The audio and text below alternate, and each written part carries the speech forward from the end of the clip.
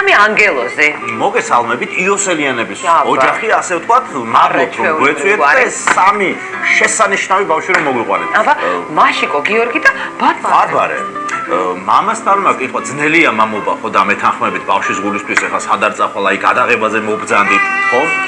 გააჩნია ბავშვებს, ჩემს თორაზე. არა, გამოცანეთ ერთი თქვენი შვილები, ვინ არიან, სად დადიან, რა საქმიანობენ? რა უყვართ? მაშინ კაციდან დავიწყოთ. ბატონი გიორგია. გიორგისგან დავიწყოთ.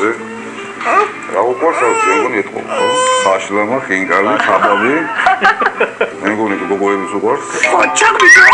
რამდენი წელს ეს ვაჟკაცი? 3 წლის არის. უკვე გახდა 3? სერიოზული კაცია. 3 წლის არის, მაგრამ მალავს ასეც. ამალავს. გაზაგები. შესაბამისად. როგორები არიან ახლა? 3 ბავშვია, ხო? 3-ე სხვადასხვა არის, ხო? ცელქები არიან, რითი ერთობიან. ცელქებს არ ვიცი, ვერ დავარქვა ეგეთ სიტყვას ალბათ. ძალიან მსუბუქი გამოვა. გასაგები. ყველა მაგას ჩივის. გიორგი გვიან დაიწყო ლაპარაკი და დაიწყო სიმღერით. არა ჩვენ წლის და 8 თვის იყო ფასანაურში გაფრინდიშავა მერცხალოს ისე ასრულებდა ბაბუასთან ერთად რომ ხალხი გადარია. აი ხინგალი ანუ დაიწყო სიმღერით. ეს ახლა ოჯახური ტრადიცია. ოჯახში ყველა ჩემთანაც და დათოსთანაც ყველა მღერის. ბებიები, ბაბუები, შვილები. ერთად რამდენი ადამიანი ცხოვრობთ? აი თქვენ ერთ ოჯახში ცხოვრობთ თუ კიდე ბებია ბაბუების თქვენთან არიან? ბევრი. ბევრი. ბევრი რამდენია?